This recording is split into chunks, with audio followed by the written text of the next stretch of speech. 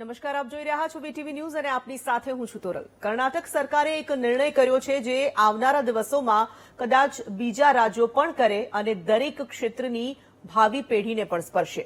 થોડી પૂર્વ ભૂમિકા બાંધીએ તો જ્યારે પણ કોઈ રાજ્યમાં મોટું ઉદ્યોગ જૂથ આવે તો રાજ્ય સરકાર સાથે કેટલીક શરતો હોય છે, જેમાં સ્થાનિકોને રોજગારી આપવાનો પણ ઉલ્લેખ હોય છે। કર્ણાટક સરકાર એક ડગલું આગળ વધી છે। કર્ણાટક સરકારે કેબિનેટમાં નિર્ણય પસાર કર્યો કે હવે કર્ણાટકમાં ખાનગી કંપનીમાં સ્થાનિકોને ચોક્કસ કેટેગરીમાં ફરજિયાત અનામત આપવી। કર્ણાટક સરકારે આ માટે સી અને ડી કેટેગરી ઉપરાંત મેનેજમેન્ટ અને નોન મેનેજમેન્ટ કેટેગરી નક્કી કરી છે। સી અને ડી કેટેગરીમાં તો સરકારે 100% કન્નડ ભાષી સ્થાનિકોને જ નોકરી આપવાનો નિયમ કરી દીધો છે, જ્યારે મેનેજમેન્ટ કેટેગરીમાં 50 અને નોન મેનેજમેન્ટ કેટેગરીમાં 75% અનામતનો નિયમ કર્યો। નિયમોમાં છૂટછાટની કેટલીક શરતો છે, પરંતુ ઉદ્યોગ જૂથો આ નિર્ણયની ટીકા કરી રહ્યા છે। હવે જરા બીજી બાજુ વિચાર કરીએ તો સરકારી નોકરીઓ ઘટી રહી છે। સરકાર અત્યાર સુધી તો ઘણી જગ્યાએ ખાનગીકરણને પ્રોત્સાહન આપતી જોવા મળી છે। હવે જે સેક્ટર સંપૂર્ણ ટેલેન્ટ આધારિત છે ત્યાં પણ જો ચોક્કસ માપદંડો બાંધી દેવામાં આવશે તો સ્વાભાવિક છે કે ઘર્ષણ વધવાનું છે। કર્ણાટક સરકારનો નિર્ણય કદાચ એવો છે કે જેમાં ઉદાહરણ તરીકે વિપ્રો કંપનીને ગુજરાતથી કોઈ પ્રતિભાશાળી એન્જિનિયર મળી રહ્યો છે, પરંતુ નિયમ મુજબ વિપ્રો કંપનીએ કન્નડ ભાષી જ ઇજનેરની ભરતી કરવી પડશે, કારણ કે તે સ્થાનિક છે। આ બિલ હજુ કર્ણાટક વિધાનસભામાં રજૂ થવાનું છે, એટલે મુદ્દો ચર્ચામાં રહેવાનો છે તે હકીકત છે। અગાઉ હરિયાણા સરકારે 2022માં ખાનગી કંપનીમાં સ્થાનિકોને 75% અનામતની જોગવાઈ કરી હતી, જેને હાઈકોર્ટે રદ કરી હતી અને હવે આખો મામલો સુપ્રીમ કોર્ટમાં પડતર છે। ત્યારે આ વિવાદ વધે છે કે કેમ અને આવા નિર્ણય પાછળનો આખરે તર્ક શું છે। ભવિષ્યમાં અન્ય રાજ્યો પણ પોતાના સ્થાનિક રાજકીય સમીકરણો સેટ કરવા આવા નિર્ણય નહીં લે તેની શું ખાતરી છે? આ મુદ્દાઓની ચર્ચા કરીશું આજે મહામંથનમાં।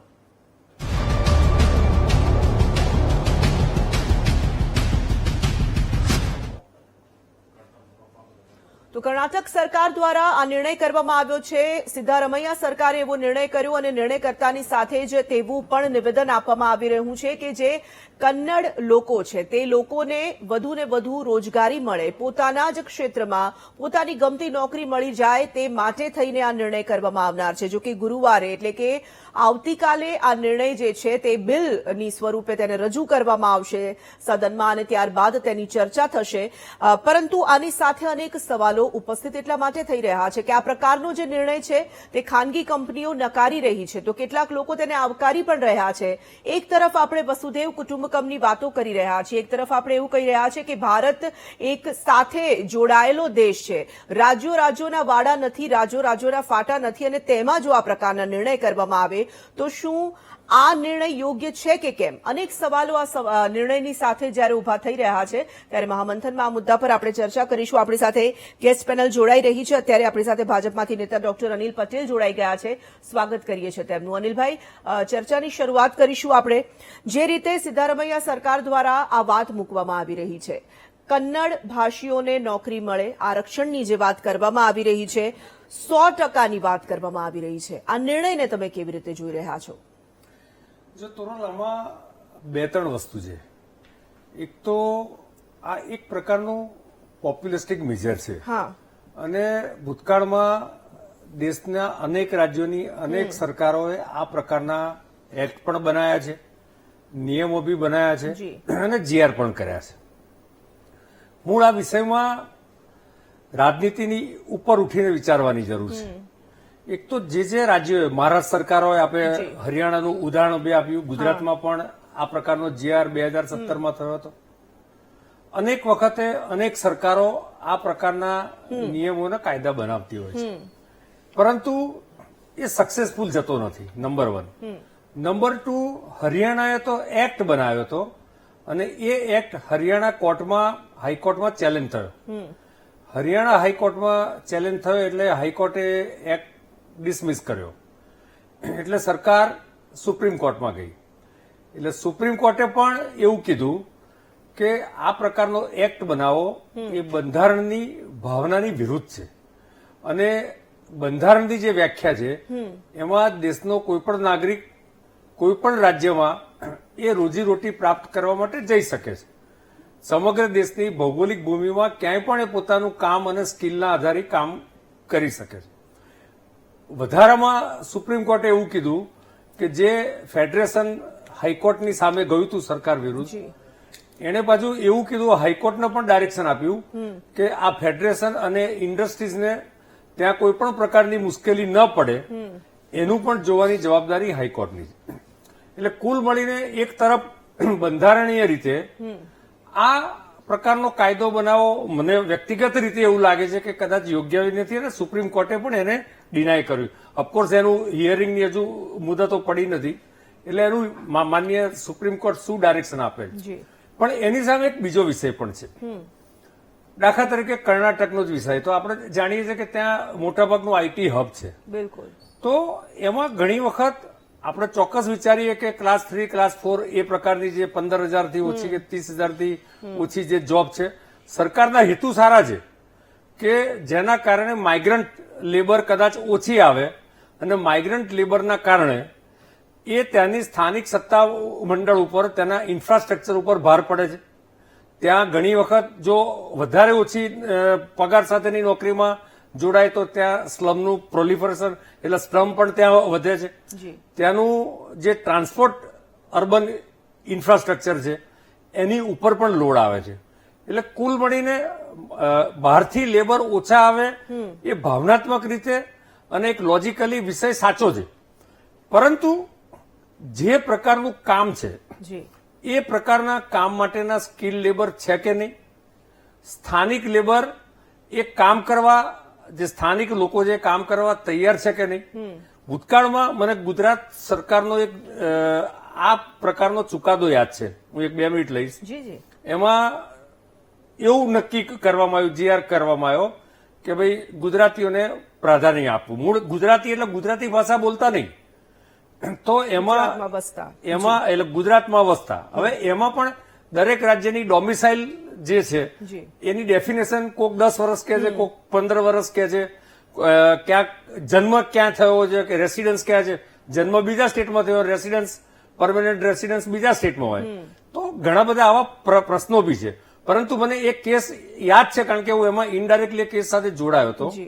તો એમાં નામદાર હાઈકોર્ટે એવું કીધું કે ધારો કે સ્થાનિક ભાષા એ લોકો નથી જાણતા, તો એમને 6 મહિનામાં એમને કન્ડેન્સ કોર્સ કરાવીને ભાષા શીખવાડી દેવી જોઈએ. કારણ કે એમાં એક પ્રકારનું કામ હતું કે જે રૂરલમાં કરવાનું હતું, અને રૂરલમાં આ ગુજરાતી ભાષાની થોડી માહિતી, જ્ઞાન, બોલવું, સાંભળવું, સમજવું જરૂરી હતું. તો હાઈકોર્ટે પ્લી કાઢી નાખી હતી. કુલ મળીને સ્થાનિક લોકોને નોકરીઓ મળે એ દરેક રાજ્ય સરકારની કે દરેક પોલિટિકલ પાર્ટીની પણ એ ભાવના હોય.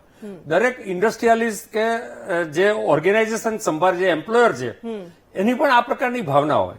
પણ જે તે પ્રકારના કામ છે એ કામ માટે યોગ્ય માણસ, યોગ્ય નથી તો એના સ્કિલ ડેવલપમેન્ટના કોર્સ, દાખલા તરીકે ગુજરાતમાં કૌશલ્ય યુનિવર્સિટી છે, સ્કિલ યુનિવર્સિટી છે, તો એમાં જુદા જુદા પ્રકારના કોર્સ ચાલે છે.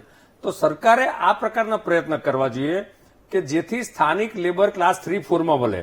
અને મારું એવું ઓબ્ઝર્વેશન છે, અહીંયા ઇન્ડસ્ટ્રી સાથે જોડાયેલા પટવારી સાહેબ તો છે જ, પણ મારું એવું ઓબ્ઝર્વેશન છે કે જે ક્લાસ 4 એટલે પ્યુનની ને એવી નાની નાની જે જોબ છે એ મોટે ભાગે સ્થાનિક લોકો જ કરતા હોય છે. એ કોઈ પણ ભાષા બોલતા હોય. ખાલી જે સ્કિલ્ડ કામ છે એમાં ઘણી વખત, ધારો કે ગુજરાતનો આઈટી પ્રોફેશનલ છે કે ગુજરાતનો કોઈ ડોક્ટર છે, તો એ મહારાષ્ટ્રમાં જઈને કે કર્ણાટકમાં જઈને પ્રેક્ટિસ કેમ ના કરી શકે. ઇવન ગુજરાતમાં પણ આજે મહારાષ્ટ્રથી, આંધ્રથી, કર્ણાટકથી, દિલ્હીથી ઘણા બધા સુપર સ્પેશિયાલિસ્ટ ડોક્ટરો આવે છે અને એ કામ કરે છે. તો આમાં ભાવના સારી છે, પરંતુ એને રાજકીય હેતુથી લેવાયેલા નિર્ણયોને તમે ઇમ્પ્લિમેન્ટેશન કરવા માટેના જે હર્ડલ્સ છે, વાય ધીસ યોજના ફેલ્સ ઇન એવરી સ્ટેટ, એ એક વિષય છે. એનું પણ સંશોધન કરવાની જરૂર છે. મને એવું લાગે છે કે જેમ મેં કીધું એ પ્રમાણે સ્કિલ એ પ્રકારેનું તૈયાર કરવું પડે. ત્યાંના સ્થાનિક લેબરની એ પગારમાં એ રીતે માનસિકતા કેળવવી પડે. અને કુલ મળીને જે બહારથી આવેલી કંપનીઓ બી હોય એ લોકોને પણ એવું હોય છે જ ભાવના કે ભાઈ સ્થાનિક લેબર આમાં જોડાય. હું 2017-18 નો એક રિપોર્ટ આજે વાંચતો હતો, તો એમાં મને એ વાંચીને પણ આશ્ચર્ય થયું કે 98.3% સરકારની નોકરીઓ, ગુજરાત સરકારની નોકરીઓમાં ગુજરાતના લોકો જ હતા 98.3%. I was surprise. અને જે પ્રાઇવેટ સેક્ટરની નોકરી હતી એમાં 90% લોકો ગુજરાતના સ્થાયી નિવાસી લોકો જ કામ કરતા હતા. એટલે ઘણી વખત આપણી માન્યતા બી એક્ઝેક્ટ આંકડા જો આવે, મારી પાસે અત્યારે 2024 નો એક્ઝેક્ટ ફિગર નથી, પરંતુ મેં આજે જ જોયું તો આ પ્રકારની પણ થોડી વિસંગતતા હોય છે. મને લાગે છે ભાવના સારી છે, એને એ ભાવનાની ઇમ્પ્લિમેન્ટેશન કરવા માટે અમલીકરણની સાથે સાથે એમાં ક્યાંક ક્યાંક ફેરબદલની પણ સંભાવના અને શક્યતાઓ જે હોવી જોઈએ એવું આપનો સૂર છે. અને એક રાષ્ટ્ર શ્રેષ્ઠ રાષ્ટ્રની જે ભાવના છે એ ભાવનાનું ક્યાંય આમાં એ ન થવું જોઈએ. બિલકુલ બિલકુલ. આપણી સાથે પાટણના ધારાસભ્ય ડોક્ટર કિરીટ પટેલ પણ જોડાઈ ગયા છે. જીસીસીઆઈના પૂર્વ પ્રમુખ શૈલેષ પચવારી પણ આપણી સાથે ચર્ચામાં સહભાગી થયા છે અને વરિષ્ઠ પત્રકાર જગદીશ મહેતા પણ જોડાઈ ગયા છે. આપ તમામનું પણ સ્વાગત કરીએ છીએ. શૈલેષભાઈ, હવે હું આપની પાસે આવવા માંગુ છું. અનિલભાઈએ જે મુદ્દાઓ કહ્યા છે, સિદ્ધારામૈયા સરકારે પણ જે રીતના પ્રાવધાન કર્યા છે, જો એને આપણે ઝડપથી સમજી લઈએ તો 15 વર્ષ સુધી તમે કર્ણાટકમાં તમે રહેવાસી છો, 15 વર્ષથી વધુનો સમય તમે જો રહ્યા છો તો તમને આ નોકરીમાંથી તમે લાયક બનો છો. કન્નડ ભાષા બોલી શકો છો, સમજી શકો છો, લખી શકો છો, આનું પણ પ્રાવધાન છે. અને જો તમે ત્યાં અભ્યાસ નથી કર્યો તો જે રીતે અનિલભાઈએ કહ્યું એ જ રીતે ત્યાંની જે લેંગ્વેજ છે એને તમે શીખીને એનું સર્ટિફિકેટ મેળવ્યા પછી આ નોકરી માટે તમે કરી શકો છો. પરંતુ અહીં સવાલ સૌથી મોટો એ થાય છે, ખાનગી કંપનીઓનો જે વિરોધ છે તેને લઈને હું આપની પાસેથી સવાલનો જવાબ મેળવવા માંગુ છું કે ઉત્તમ લેવા કે પછી સ્થાનિક લેવા, આ સૌથી મોટો પ્રશ્ન છે ને? જી શૈલેષભાઈ. ખરેખર આ જે કાયદો કર્ણાટક સરકાર કરી રહી છે એ વોટિંગને માટે જ કરી રહી છે. આવો કાયદો બનાવવાથી ઇન્ડસ્ટ્રી કે ટ્રેડ જે ફોરેન નો ઇન્વેસ્ટમેન્ટ આવતું હશે એ પણ એ સ્ટેટમાં નહીં જાય અને industry will migrate from that. કારણ કે આજે ઇન્ડસ્ટ્રીને જે જાતના કારીગરો જોઈતા હોય એ એમને મળવા જોઈએ. એને માટે સ્ટેટ ગવર્મેન્ટે ટેકનિકલ ક્લાસીસ કરી એમને તૈયાર કરે તો કોઈ પણ ઇન્ડસ્ટ્રી વાળાની જરૂર નથી કે બહારથી વર્કર્સ લાવે. તો વર્કર્સ બહારથી લાવવાની જરૂર ક્યારે પડે છે કે જ્યારે જ પોતાના સ્ટેટના વર્કર્સ એ કાર્ય કરી શકે એમ નથી, એમની કાર્યક્ષમતા નથી અને એક જ જગ્યાએના જો વર્કર્સ બધા ભેગા થશે તો યુનિયનો થશે, એના પણ પ્રોબ્લેમ ઇન્ડસ્ટ્રીને પડે. એટલે હું ચોક્કસ એવું માનું છું કે આ જે કમ્પલ્ઝન એ ખૂબ જ ખોટું છે અને આ કમ્પલ્ઝનથી ગવર્મેન્ટને કોઈ ફાયદો નહીં થાય, એમની પોલિસી પણ થઈ શકશે નહીં પૂરી અને ઇન્ડસ્ટ્રી ક્યાં તો ત્યાંથી માઇગ્રેટ થશે અને બીજા સ્ટેટમાં જશે. અને ભારતનો કોઈ પણ માણસ ગમે તે રાજ્યમાં કામ કરી શકે એ ખૂબ જ જરૂરી છે. આજે ગુજરાતમાં અમારી કેમિકલ ફેક્ટરી કે ફાર્મા ફેક્ટરીમાં રાજસ્થાન, બિહાર, યુપીના કારીગરો કામ કરે છે. તો શું આપણે એ લોકોને બેરોજગાર કરીને પાછા એમના સ્ટેટમાં મોકલવાના? હું માનું છું આ ખૂબ જ ખોટું પગલું છે અને નેશનલ લેવલે પણ આનો બહિષ્કાર થવો જોઈએ. અને આવા પગલા કોઈ પણ સ્ટેટ કરે તો એ દેશના હિતમાં નથી અને રાજ્યના હિતમાં પણ નથી. પણ આ પગલું ભરવાનું મુખ્ય કારણ એ છે કે એક જાતનો એમને વોટો લેવા માટે પોતાના સ્ટેટના કે અમે તમારા માટે આ કાયદો કર્યો, પણ કેટલો કાયદો એમનો સફળ રીતે ઇમ્પ્લિમેન્ટ થાય છે એ કોઈ કારીગર જોવાના નથી. અને આ એક પેપર ઉપર જ રહેશે. અને જો આ કાયદાથી ઇન્ડસ્ટ્રીને ફોર્સ કરવામાં આવે તો ઇન્ડસ્ટ્રી 100% એનો વિરોધ કરશે. ત્યાં તો એ લોકો ત્યાંથી માઇગ્રેટ થઈ બીજા સ્ટેટમાં જશે. એટલે હું ચોક્કસ એવું માનું છું કે કોઈ પણ સ્ટેટે આવો કમ્પલ્ઝનનો કાયદો કરે તો અગાઉના અનુભવોને ધ્યાનમાં રાખીને, બીજું કે તમારા બંધારણને પણ ધ્યાનમાં રાખવું જોઈએ કે ભારત એક દેશ છે, આવી રીતે કરી શકાય નહીં. અને એ બધું જોતા હું માનું છું કે એઝ એ ઇન્ડસ્ટ્રી પર્સપેક્ટિવ તમારી પાસે ટ્રેન્ડ વર્કર કરવાની સ્ટેટ ગવર્મેન્ટની ફરજ છે, જે કોઈ સ્ટેટ ગવર્મેન્ટ મોટાભાગે કરતું નથી. બસ આ કાયદો બનાવીને મૂકી દેશે અને ત્યાંના લોકોને કહે મેં તમારા માટે આવો કાયદો કર્યો, હવે વોટ અમને આપો. This is the only thing behind this act. તમે એને માટે એ છોકરાઓને તૈયાર કરો, ઇન્સ્ટ્રક્ટર ક્વોલિટીના રાખો જેથી એમને ઇન્સ્ટ્રક્શન સારી મળે, they can learn better, they can perform better. અને ઇન્ડસ્ટ્રીમાં પરફોર્મન્સ જો કોઈ બરાબર કરતું નહીં હોય તો એવા માણસને કોઈ જોબ આપવા તૈયાર નથી. જગદીશભાઈ, આ જે નિર્ણય છે ગુરુવારે ખેર સંસદમાં રજૂ કરવાનું છે અને બિલ બનશે ત્યારની વાત છે, પરંતુ જ્યારે આપણે આજે આ ચર્ચા કરી રહ્યા છે એના બે પાસા છે. આમ તો ઘણા બધા પાસા છે જેના પર ચર્ચા કરવી જોઈએ, પરંતુ બે મહત્વપૂર્ણ પાસા એક છે કે એક તો સવાલ એ ઉભો થાય છે કે સરકાર એવું ઈચ્છી રહી છે કે સ્થાનિક લોકો જે છે તે લોકોને તેમના જ રાજ્યમાં તેમના જ પ્રદેશમાં નોકરી મળી જાય, પોતાના પરિવાર સાથે તેઓ રહી શકે, તેઓને રાજ્ય છોડીને નોકરી માટે વ્યવસાય માટે બીજી જગ્યાએ ન જવું પડે. બીજો એક મુદ્દો, જો બીજો સાવ જુદો પાસું આપણે જોઈ રહ્યા છે સિક્કાની બીજી બાજુ, એ પણ છે કે આ જે નિર્ણય છે, આ પ્રકારના નિર્ણયો ક્યાંક ને ક્યાંક આપણા ફેડરલ સ્ટ્રક્ચરની સામે સવાલ નથી ઉભા કરી રહ્યા? તોરલબેન, આ કાયદો ભલે પસાર થાય તો પણ અમલમાં આવવાનો નથી. આ તમારી જાણ ખાતર. આવો જ કાયદો ગુજરાતમાં 25 વર્ષ પહેલા મૂકવામાં આવ્યો હતો અને એમાં કહેવામાં આવ્યું હતું કે નોન સુપરવિઝન નામની જે પોસ્ટ છે એમાં 85% 85 નોન સુપરવિઝન અને નોન ટેકનિકલ એટલે કે મજૂર કક્ષાનું ગણો કે ક્લાર્ક કક્ષાનું ગણો, એમાં 85% જેવી વાત કરવામાં આવી હતી. પરંતુ આપની જાણ ખાતર કોઈ પણ માણસને રેસના ઘોડા જોતા હોય તો એ ગધેડાથી હલાવી ન લે. એ ધંધો કરવા આવ્યા છે, સેવા કરવા નથી આવ્યા. તો કોણ માણસ એવો હોય કે એક કામ કરો, તમે અહીંના છો એટલે એક કામ કરો, 500 જણા આવતા રહ્યો, ભલે તમે કામ કરો કે ન કરો. જુઓ, આપને સાચી વાત કહી દઉં, જે માણસને ખરેખર કામ કરવું છે અથવા જેનામાં જે કૌશલ છે એ ક્યારેય બેકાર રહેતો નથી. તમને અત્યારે આપણને જેટલા લોકો સાંભળે છે એને પૂછો, તમે અત્યારે ફોન કરો કડિયાને કે ભાઈ તાત્કાલિક તને મારે ઘરે એક લાદી ઉખડી ગઈ, ફિટ કરવા આવી જાય, તને 500 ને બદલે 1000 રૂપિયા આપું, નહીં આવે. તમે પ્લમ્બર ને ફોન કરો, પ્લમ્બર ને કે ભાઈ મારે ત્યાં નળ બગડી ગયો છે, તને 100 રૂપિયાને બદલે 200 રૂપિયા આપીશ, આવી જા, નહીં આવે. કહેશે કે હું કોઈ સાઇટ ઉપર છું. કડિયા, સુથાર, મોચી, દરજી, પ્લમ્બર, જેટલા પણ લોકો કુશળ કારીગરોની વાત કરું છું, જે કામઢા છે, એને કોઈને ફુરસત નથી. જેને પંખાની હવા ખાઈને ટેસડા કરવા છે એ બેકારીના ગાણા ગાય છે. 100 વાતની એક વાત. એટલે કોઈ ખાનગી ઇન્ડસ્ટ્રીઝને આવું પોસાય પણ નહીં. એ ધંધો ન કરે, એને તો કમાવવું છે અને કોઈ સરકારે આવું કરવું ન જોઈએ, હું એમ કહું. કારણ કે એક તરફથી તમે કહો છો ભારત મારો દેશ છે ને બધા ભારતીયોનો મારા ભાઈબંધ છે, તો એમાં બિહારથી કામ કરાવી ભાઈબંધ નથી? તો એમાં ક્યાં એને પાકિસ્તાનથી લઈ આવ્યા છે?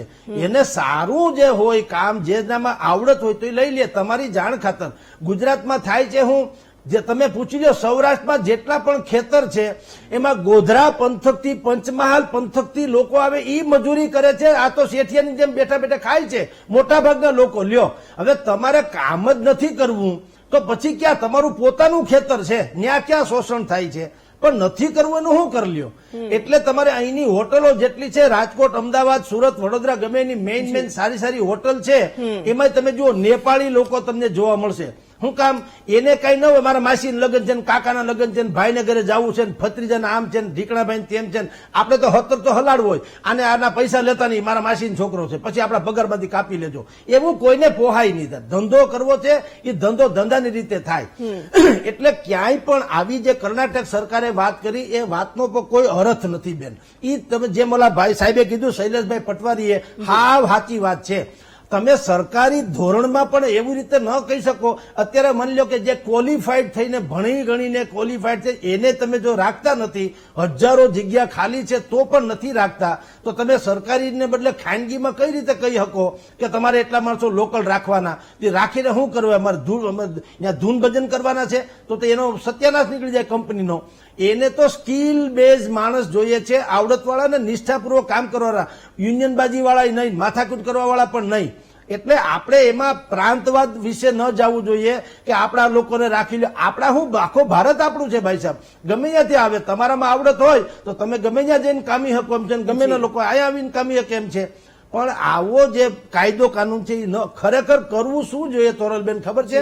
સરકારે એટલું કરવું જોઈએ. અત્યારે જે કોન્ટ્રાક્ટ પદ્ધતિ સરકારમાં પણ છે અને ખાનગીમાં પણ છે. અત્યારે ખાનગી રિલાયન્સ, ધારો કે રિલાયન્સ ઇન્ડસ્ટ્રીઝ છે, એમાં હજારો લોકો નોકરી કરે છે, પણ એમાં રિલાયન્સના પે સ્કેલ ઉપર ઓછા છે. બાકી બધા શું છે, મારા તમારા જેવાને કોન્ટ્રાક્ટ આપી દે, કોન્ટ્રાક્ટરમાંથી પૈસા ખાય, એના માણસોને ભરતી કરે, એમાં જવાબદારી કાંઈ ન પીએફ આપવું પડે, ન પ્રોવિડન્ટ, ન કઈ ફલાણું કાંઈ નહીં. એને રાખવું તો રાખે ને કાઢવું તો કાઢે. એટલે એ મજૂર જેવી હાલત થઈ, હંગામી ધોરણે જેને કહેવાય. તો સરકારે એટલું કરવું જોઈએ, સરકારે અથવા તો જે તે કંપની હોય કે ભાઈ એને જે રૂલ્સ પ્રમાણે એનું શોષણ ન થાય ને એને બિલકુલ એના પૂરતો પગાર મળે તોય કાફી છે. બાકી એમાં પ્રાંતવાદ વાળી વાત જે કરવામાં આવે છે એ વાત તો કોઈ કાળે ગળે ઉતરે એમ કઈ છે જ નહીં. કારણ કે બકરીની ડોકે જે આંચળ લટકતા હોય ને બકરીની ડોકે એમાંથી દૂધ ના આવે. એ આંચળ જેવા દેખાય ખરા તમે દૂધ ના આવે. દૂધમાં તો કાયદેસર આંચળમાં તમે દોવા જાવ તો જ આવે. એટલે આ બકરીની ડોકે જે લટકે છે ને એવા લટકણીયા જેવા કર્મચારી કોઈને ગમે નહીં, કોઈ રાખે પણ નહીં. એટલે આ કર્ણાટકની સરકારનો જે પોલિટિકલી ગેમ છે અને એ કોઈ ખાનગીમાં જેમ પટવારી સાહેબે કીધું એ વાત સાચી જ છે, કોઈને પોહાય નહીં બેન એવી રીતના. કિરીટભાઈ, આ જે નિર્ણય સિદ્ધારમૈયા સરકાર દ્વારા કરવાનું જે મન બનાવવામાં આવ્યું છે, પ્રાદેશિક ભાવના પ્રબળ બનતી એમાં દેખાઈ રહી છે. પ્રાદેશિક ભાવના પ્રબળ બને ત્યાં સુધી સાચું છે, સારું છે, પરંતુ પ્રાદેશિક ભાવના એક હદથી વધારે જ્યારે પ્રબળ બનતી હોય ત્યારે રાષ્ટ્રીય સ્વાસ્થ્ય માટે ખાસ કરીને નુકસાનકારક સાબિત થતી હોય છે. એવો નિર્ણય શા માટે કરવો જોઈએ? શું લાગે છે તમને આ નિર્ણયની પાછળ તર્ક આખરે? બધા ત્રણેય વક્તાઓની વાત મેં સાંભળી. એમને બંધારણની વાત કરી. ભારતના બંધારણના આર્ટિકલ 66, ફરીથી કહું છું આર્ટિકલ, બીજા વક્તાઓ પર સાંભળજો કે ભારતીય કોન્સ્ટિટ્યુશનના આર્ટિકલ 66 ની અંદર સ્પષ્ટ લખ્યું છે કે the state shall create opportunities for employment and work and shall ensure the protection of both by law. એટલે એમ્પ્લોયમેન્ટ અને વર્ક, નોકરીની તકો અને કામની તકો એ દરેક રાજ્યે એના રાજ્યના અનએમ્પ્લોયમેન્ટ લોકો માટે પેદા કરવી જોઈએ. એટલે એમનાથી મારો થોડો વિરોધ છે કે અત્યારે જે પણ ખાનગી કંપનીઓ છે, તમે જાણો છો કે પૂરતો પગાર આપતા નથી. અહીંનો ગુજરાતનો કોઈ વ્યક્તિ કેરાલા કે બીજા કોઈ રાજ્યની અંદર જાય અને 15 કે 20 હજાર પગાર એને મળતો હોય તો એ રહી ના શકે એના પરિવારની સાથે. એટલે હું સરકારના આ નિર્ણયને આવકારું છું. જે તે સ્ટેટના અનએમ્પ્લોયમેન્ટ જે કર્મચારીઓ છે કે લોકો છે કે યુવાનો છે એને જે તે રાજ્યની સરકાર મોટાભાગની ઇન્ડસ્ટ્રીની અંદર પાણીના ભાવે, ગુજરાતની સરકાર છે તો પાણીના ભાવે જમીનો આપતી હોય, એના ઉપર વ્યાજ સહાય આપતી હોય, એના ઉપર લોનો આપતી હોય 0% ના વ્યાજે, અને લોનો આપ્યા પછી કરોડોની લોન માફ કરી દેતી હોય, અને એ ઇન્ડસ્ટ્રીનો માલિક એ આ લોન માફ કરીએ પૈસા બેન તોડલ કોના? ગુજરાતની જનતાના, ગુજરાતના ટેક્સના પૈસા. અને એ ઇન્ડસ્ટ્રીઝની અંદર આઉટ સ્ટેટના લોકો આવીને કામ કરે તો એ યોગ્ય નથી. એના ગુજરાતના અનએમ્પ્લોયમેન્ટ, ગુજરાતના બેકારોને ગુજરાતની અંદર એમના વતનની આજુબાજુ રોજગારી મળવી જોઈએ. પરંતુ જે બંધારણની વાત કરે છે, તમે કહ્યું કે બંધારણની અંદર રાઇટ ટુ એમ્પ્લોયમેન્ટની વાત છે, રાઇટ ટુ એજ્યુકેશનની વાત છે, તો ડોમિસાઇલનો કાયદો લાવ્યા કે ભાઈ આટલા વર્ષથી રહેતો હોય તો એને વિદ્યાર્થીને એને એ સ્કૂલની અંદર એડમિશન મળે, એને મેડિકલ કોલેજની અંદર એડમિશન મળે.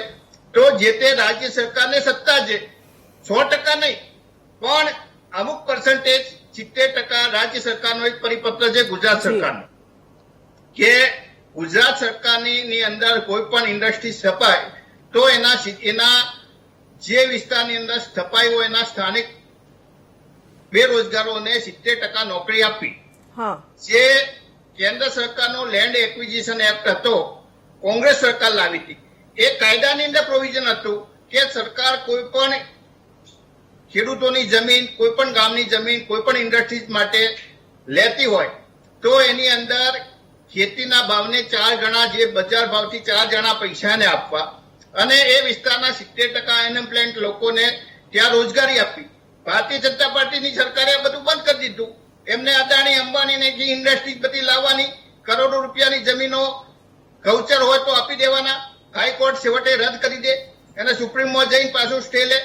ગુજરાતના લોકોના પૈસા હોય, ગુજરાતના ટેક્સના પૈસા હોય, ગુજરાતની ગરીબ જનતાના પરસેવાના પૈસા હોય, અને એનાથી ઇન્ડસ્ટ્રીઝ બને, અને એ ઇન્ડસ્ટ્રીઝની અંદર તમે જુઓ કોઈ 80-90% એ આઉટ સ્ટેટના લોકો કામ કરતા હોય.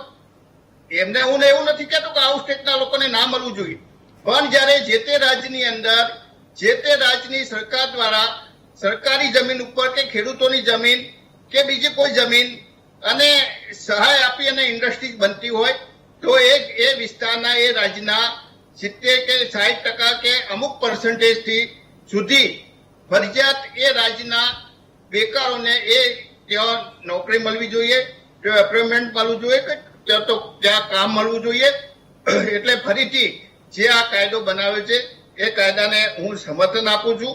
અને તમે એમને વાત કરી કે અનએમ્પ્લોયમેન્ટ નથી, આમ નથી, તેમ નથી. તમે ગામડાઓની અંદર આવી જુઓ. હમણાં વક્તા કહેતા હતા કે કડિયાની જરૂર.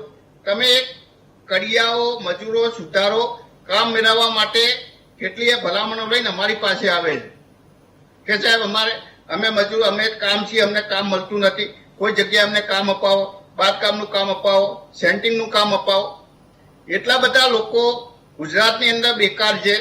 અને એના લીધે તો ગુજરાતના યુવાનો દેશ છોડી અને બહાર જઈ રહ્યા છે. જો અહીંયા એમ્પ્લોયમેન્ટ મળતું હોત તો શા માટે જતા હશે? એટલે કર્ણાટકની જે સરકારે કાયદો બનાવ્યો છે કે અમુક પર્સન્ટેજ, એને કદાચ 100% બનાવ્યું તો એ ખોટું છે, પરંતુ 70% કે 60% કે 80% એમ્પ્લોયમેન્ટ એ પણ કિરીટભાઈ, સી અને ડી કેટેગરીમાં તો 100% આરક્ષણની જ વાત કરવામાં આવી છે. કિરીટભાઈ, સી અને ડી કેટેગરી જે છે એમાં 100% આરક્ષણની જ વાત કરવામાં આવી રહી છે. 100% સ્થાનિકોની ભરતી કરવામાં આવે એવો નિયમ બનાવવા જઈ રહી છે. મેનેજમેન્ટ કેટેગરીમાં 50%ની વાત છે અને નોન મેનેજમેન્ટ કેટેગરીમાં 75%ની વાત છે. આને યોગ્ય ગણી રહ્યા છો આપ? બેન, મેં તમને કહ્યું કે 100% ના કરી શકાય. 10 કે 15 કે 20% જે માણસો છે એ બીજા સ્ટેટની અંદરથી લઈ શકાય. એ 100%ની અંદર હું સમર્થન કરતો નથી, પરંતુ મોટા ભાગે 70-80% લોકો જે તે વિસ્તારના, જે તે રાજ્યના યુવાનોને ત્યાં રોજગારી મળવી જોઈએ એનું હું સમર્થન કરું છું. અનિલભાઈ, સ્થાનિકોને નોકરી મળવી જોઈએ એ વાત સાથે તો તમામ લોકો સંમત થશે. ગુજરાતના લોકોને ગુજરાતમાં સારી નોકરી મળે, પોતાની એક ઘરની, પરિવારની નજીક નોકરી મળે, બધા ઈચ્છે છે એવું. એમાં બિલકુલ કોઈ એમાં મતાંતર હોઈ જ ન શકે. પરંતુ સવાલ એટલા માટે ઉભો થઈ રહ્યો છે કે એવો પ્રયાસ કરવો જોઈએ કે એ જે લોકો છે, એ જે સ્થાનિકો છે, બધું સ્કિલ્ડ બને. એ લોકોને નોકરી માટે આ કોઈ આવા નિયમોની જરૂર ન પડે, એ લોકોને તમારે આરક્ષણની જરૂર ન પડે ને તમને નોકરી મળી જાય એવું હોવું જોઈએ. આપણા ત્યાં પણ 85% ખાનગી કંપનીઓએ લેવા જોઈએ સ્થાનિકોને, એવી વાત આપણે જે કરીએ છીએ, નિયમોની વાત કરી રહ્યા છે. રોજગાર વિનિમય વિભાગમાં પણ જે ER1 ને ER2 ફોર્મ હોય છે એ ખાલી ભરી દેવામાં આવતા હોય છે. અત્યારે જે રીતે માહિતી સામે આવતી હોય છે કે ખાલી ફોર્મ ભરી દેવાના અને પછી ભરતી ક્યાંય દર્શાવવામાં જ નથી આવતી. તમામ વસ્તુઓની છટકબારી તમામ લોકો શોધી લે છે. તોરલબેન, મેં શરૂઆતની ચર્ચામાં જ સ્કિલની વાત કરી હતી અને સૌ પ્રથમ પણ મેં કીધું કે ગુજરાતમાં પણ આવી એક સ્કિલ યુનિવર્સિટી છે અને જેમાં જુદા જુદી કેટેગરીના સ્કિલના એના કોર્સિસ ચાલે છે. સરકારના અલગ અલગ વિભાગમાં, શ્રમિકો હોય, ટ્રાઇબલ હોય, બધા વિભાગોમાં સ્કિલ ડેવલપમેન્ટના ITI દ્વારા પણ અનેક યુનિટો કામ કરી રહ્યા છે.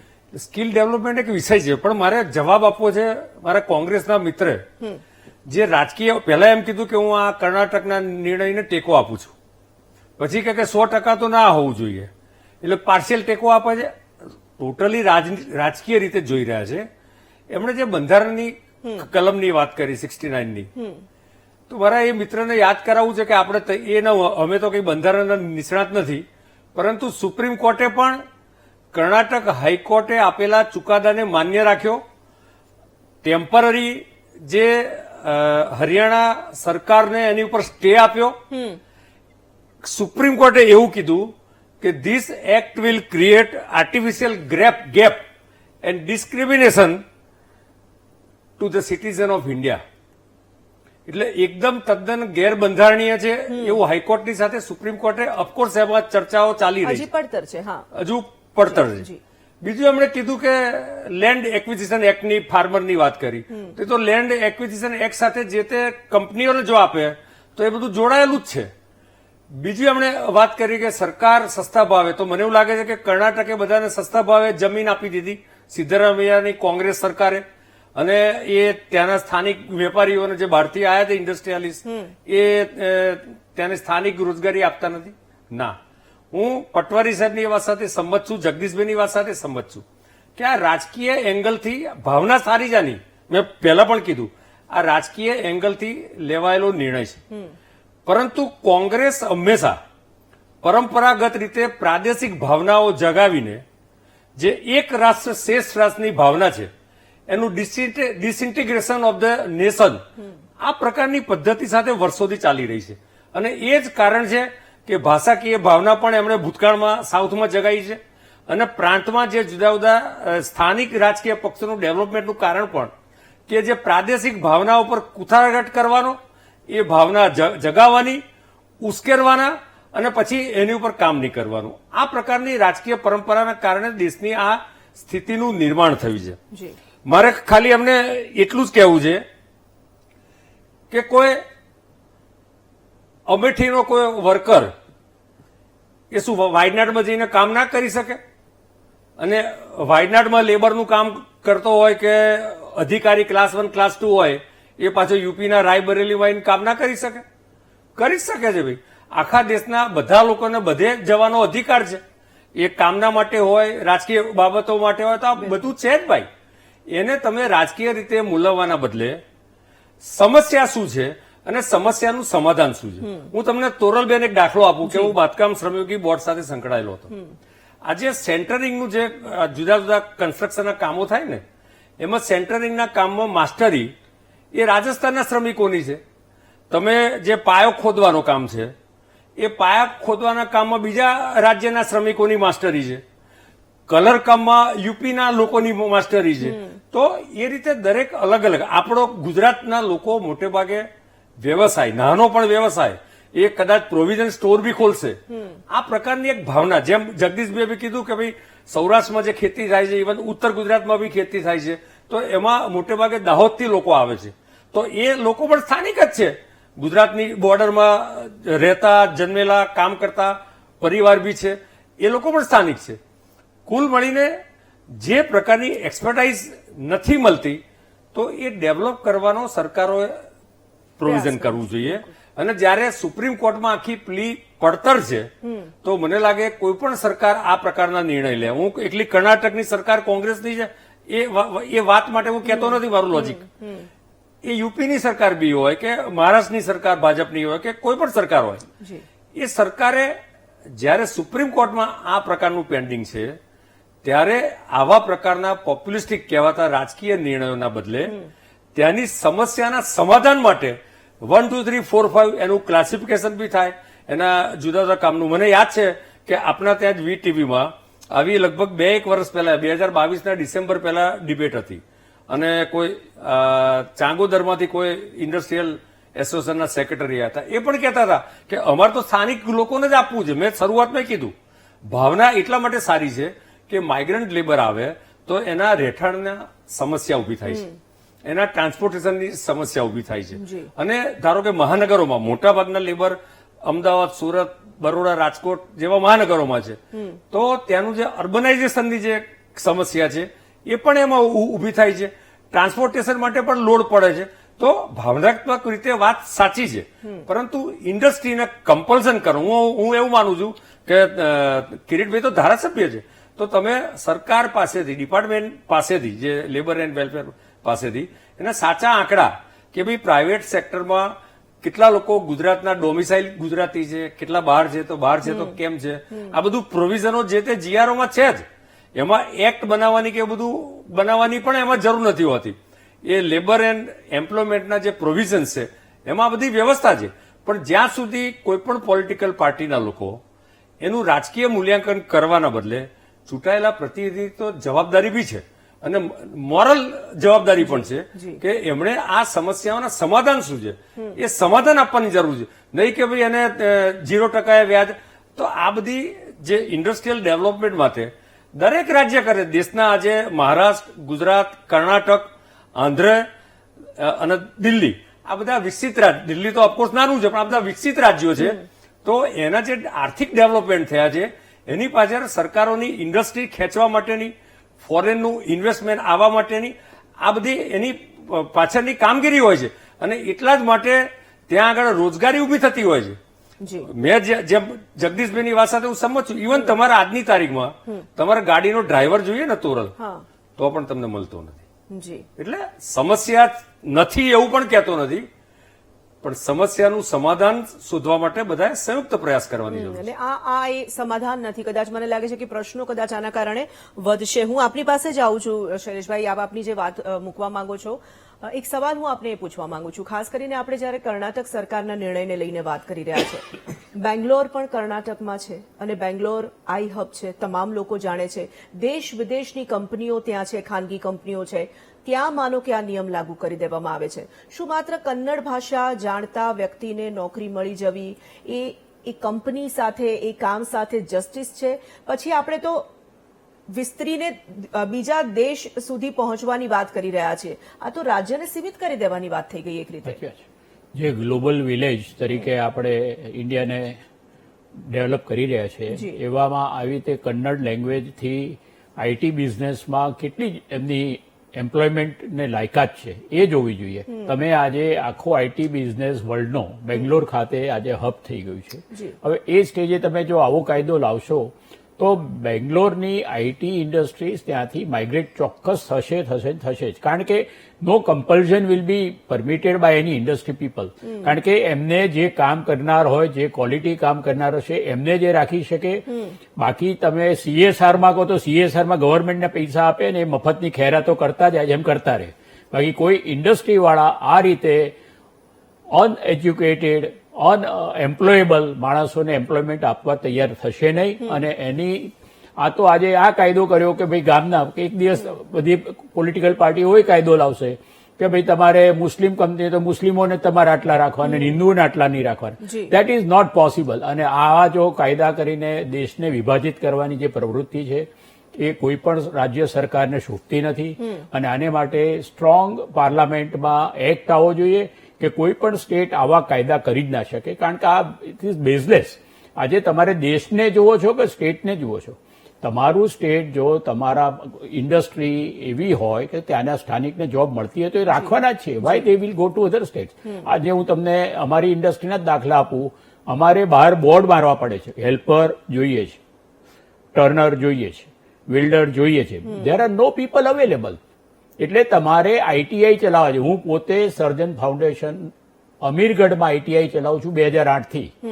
600 આદિવાસીઓને દર વર્ષે હું ટ્રેન કરું છું. 16,000ના પગારે એમ્પ્લોયડ છે, એક કે એક. મારુતિ, હોન્ડા અને ટાટા. અમે એમનો સિલેબસ લઈને અમારા કારીગરો તરીકે એમને તૈયાર કરીએ છીએ. They will take away to their come. એટલે એ તમારે વિઝન હોવું જોઈએ. બાકી તમે કાયદા કરવાથી આ વસ્તુ શક્ય નથી.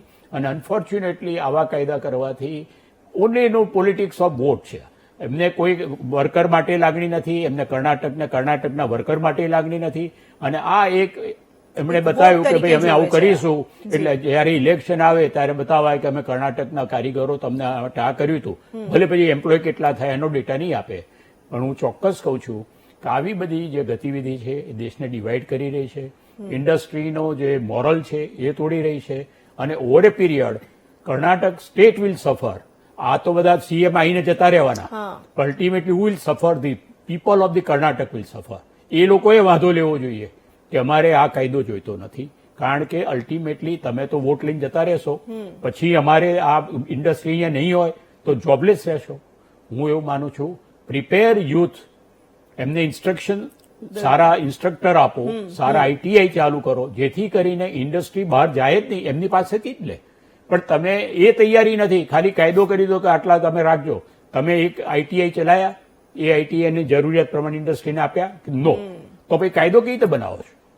એટલે આ બહુ જ ખોટી પ્રથા પડી રહી છે અને એને સ્ટ્રોંગલી ઓપોઝ કરવી જોઈએ. પછી કોંગ્રેસ હોય, ભાજપ હોય કે ગમે તે પાર્ટી હોય, બધાએ સાથે રહીને ઓપોઝ કરવો જોઈએ. ભલે પાર્ટી ધારો કે કિરીટભાઈ કોંગ્રેસના જ હોય, પણ એમણે જેમ કહ્યું કે 85%, that he has opined, that I appreciate. પણ હું કહું છું આવું કોઈ કમ્પલ્ઝન હોવું ના જોઈએ કિરીટભાઈ. નહીતર આપણે we are dividing our country in so many parts.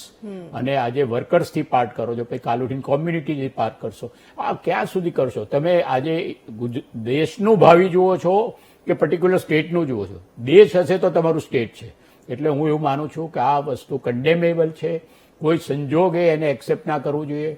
અને આને માટે જે કોઈ જગ્યાએ લીગલ પણ લડત કરવી પડે તો લડવી જોઈએ. કિરીટભાઈ, આપે જે વાત કરવી છે, આવું છું આપની પાસે, પરંતુ એ પહેલા હું જગદીશભાઈ પાસે જવા માંગીશ. જગદીશભાઈ, જે રીતે શૈલેષભાઈએ પણ પોતાની વાતમાં કીધી, એ તો આ ક્ષેત્ર સાથે જોડાયેલા છે, એમને વધારે અનુભવ છે. એમણે પોતાની વાતમાં કહ્યું કે તાલીમ પામેલા સ્ટાફની બોર્ડ લગાવવા પડે છે, લોકો મળતા નથી. રાજ્ય સરકારો, માત્ર કર્ણાટક સરકારની વાત નથી, તમામ રાજ્ય સરકારોએ યુથને તૈયાર કરવા માટેના પ્રયાસો વધારવા જોઈએ એવું લાગી રહ્યું છે. કારણ કે આપણે જે રીતે જોઈ રહ્યા છે કે હવે દુનિયા ખૂબ નાની થઈ રહી છે, જે રીતે આપણે વાત કરી રહ્યા છે કે મોટી મોટી કંપનીઝ આપણા ત્યાં આવી રહી છે, દુનિયાભરના લોકો આપણા રાજ્યોમાં આવી રહ્યા છે. એ કર્ણાટક હોય, ગુજરાત હોય, મહારાષ્ટ્ર હોય, તમામ જગ્યાની વાત છે. તો એ લોકોને વધારે સ્કિલ્ડ બનાવીશું, યુવાનોને આપણે વધારે તૈયાર બનાવીશું, તો કદાચ આવા બધા નિયમોની જરૂર જ નહીં પડે. એ દિશામાં રાજ્ય સરકારો કેમ નથી વિચારતી? જી જી જી જી. આ બેઝિકલી જ્યાં આપણી ટ્રેનિંગના જે ઇન્સ્ટ્રક્ટર્સ હોય છે, they are not trained. So quality of instructor આપણે બહુ પુઅર હોય છે. એમને આપણે 15,000 ને 25,000 એમને ₹1,00,000 પગાર આપો, then they can create the wealth.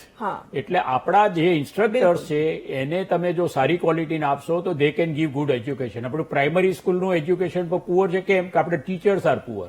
Same way આપણા જોબના જે સર્કલ છે એમાં જે ખામી છે એ સુધારવાની જરૂર છે. જગદીશભાઈ, જો તોરલબેન, જેને કામ કરવું છે એને નવરાશ છે જ નહીં, અને નવરા છે એને કામ મળવાનું નથી. હું આપને એક દાખલો આપું. રાજકોટથી અકીલા નામનું બહેતરીન સાંધ્ય દૈનિક નીકળે છે.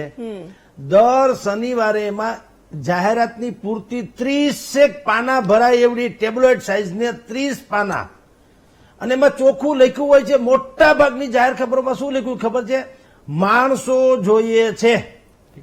હવે કેવળ માણસ જ માંગ્યા છે, એને કોઈ ક્વોલિફિકેશન માંગ્યું નથી. કમસે કમ તમારે માણસ હો તો વેલકમ લ્યો. તો બેરોજગારી ક્યાં છે? એને તો ખાલી માણસ જ માંગ્યા છે. એને પીએચડી ની માંગ્યા નથી, ગ્રેજ્યુએટ માંગ્યા નથી, એને કાંઈ માંગ્યું નથી. માણસ જોઈએ છે, અને આવું દર શનિવારે આવે છે. તોય છતાં જે નોકરી શોધે છે એનો અર્થ શું છે?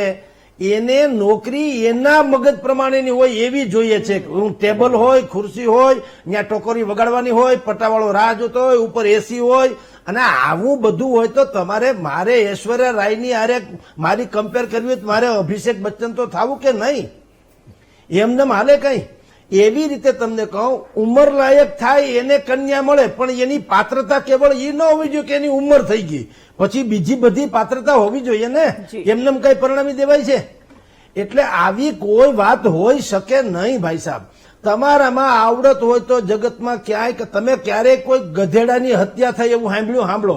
હાવ તમે જુઓ, એનામાં બુદ્ધિનો છાંટો નથી, દેખાવ નથી, એનો રાગ નથી, એને ક્યાંય શણગારીને લઈ જાય એ નથી. છતાંય એ ગધેડું કામ એટલું લાગે છે કુંભારને કે એક તો નિષ્પક્ષ ભાવે કામ કરે છે, કારણ કે એ પાછું ગદપનો એમ નથી માનતી કે કુંભારે મને ગદપનો ભારો આપવો જોઈએ. એ એમ કે છે કે મારા પાસેથી કામ લઈ લ્યો, કર્મણી એવા અધિકારસ્તે મા ફલેશુ કદાચન, મારે તમારી પાસેથી ફળની કોઈ આશા નથી.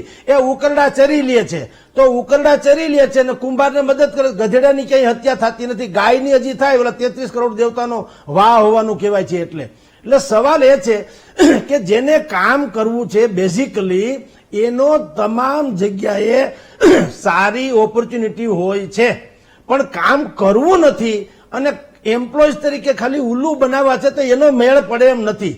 તો કાલથી તમે એમ કહી દો કે ભાઈ એક જ ગામમાં દરેક કન્યાના જે પાત્રો છે એને પણ ન્યાય જ પરણાવવા જોઈએ. શું કામ પરદેશ જે બને?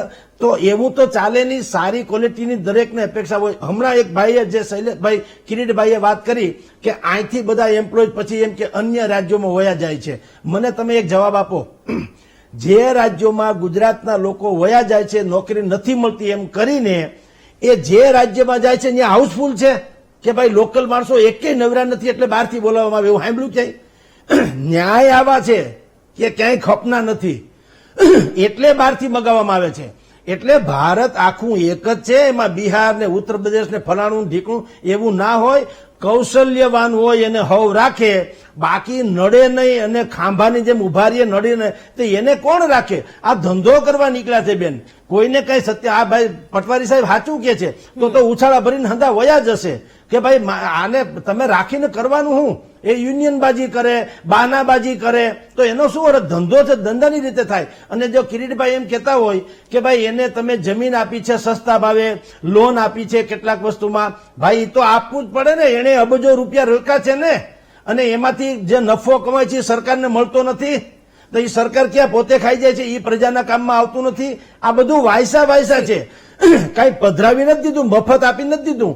એ દરિયો તો જામનગરમાં હજારો વર્ષોથી હતો એ આ એશિયાની સૌથી મોટી રિફાઇનરી નાખ્યો ત્યાં ધીરુભાઈએ ત્યાં સુધી રિલાયન્સ વાળાએ નાખ્યું ત્યાં સુધી કેમ કોઈને હુજ્યું નહીં. દરિયો હતો ડખોળાતો હતો પાણીમાં અત્યારે જેમ આવે છે એમ ડ્રગ્સના ઓલા થતા હતા એવી રીતના આવતા હતા પેકેટ પરદેશથી. એ મુકેશભાઈ અંબાણી કે ધીરુભાઈ અંબાણીને ખબર પડી કે આ દરિયાની ભીતરમાંથી ક્રૂડ ઓઇલ નીકળે એમ છે અને એશિયાની સૌથી મોટી રિફાઇનરી બનાવી દીધી. તો એનો ટેક્સ સરકારને મળતો હશે ને જેટલો જે રીતે મળતો હશે તે રીતે સમજી લ્યો.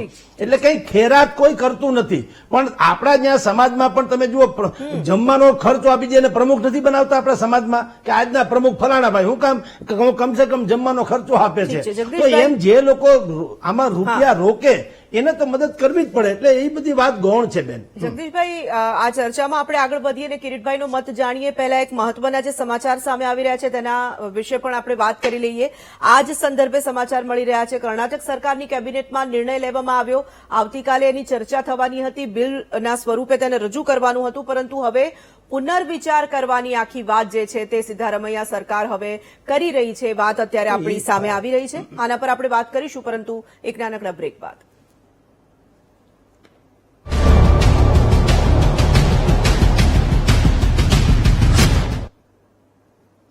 Welcome back. મહામંથનમાં જે મુદ્દા પર આપણે ચર્ચા કરી રહ્યા છે તે ચર્ચામાં સીધા આગળ વધીશું. અનિલભાઈ, હું આપની પાસે આવવા માંગીશ. ખાનગી કંપનીમાં સ્થાનિકોને અનામતનો મુદ્દો જે સામે આવ્યો અને ખેર હવે અત્યારે તો સમાચાર મળી રહ્યા છે કે પુનઃ વિચારણા કરવામાં આવશે, ફેર વિચારણા કરવામાં આવશે. મને લાગે છે કે યોગ્ય છે, વિચારણા કરવી પણ જોઈએ અને આપણી ચર્ચામાં પણ એ જ સૂર એટલા માટે નીકળી રહ્યો છે કે આ જ પ્રમાણેનું હરિયાણા સરકારે જ્યારે વિચાર કર્યો હતો, સુપ્રીમ કોર્ટમાં આખો મામલો પહોંચ્યો, પડતર છે, સુપ્રીમ કોર્ટ વિચારી રહી છે, મતલબ કંઈક એ વાતમાં ગડબડ છે. આટલું સાદું કેમ નહીં સમજાતું હોય? ચોક્કસ તોરલબેન, મેં સ્ટાર્ટિંગમાં જ આ સુપ્રીમ કોર્ટની વાત કરી હતી.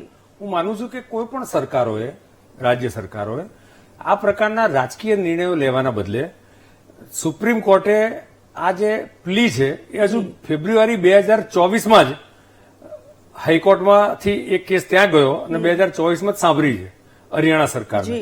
અને એને એનું પહેલું જે ડાયરેક્શન જે આપી દીધેલા છે તો જ્યાં સુધી અને એને ડાયરેક્શનમાં ફરી એક વખત હાઈકોર્ટમાં જવાની વાત કરી અને હાઈકોર્ટે અમને સાંભળીને જે અપીલ કરતા હતા એને સરકાર તરફથી કોઈ નુકસાન ના થાય એ પ્રકારની પણ સૂચના આપી છે. તો હાઈકોર્ટનું સુપ્રીમ કોર્ટનું ડાયરેક્શન જ બતાવે છે કે આ ગેરબંધારણીય છે, છતાં પણ એમાં હિયરિંગ ચાલી રહ્યું છે.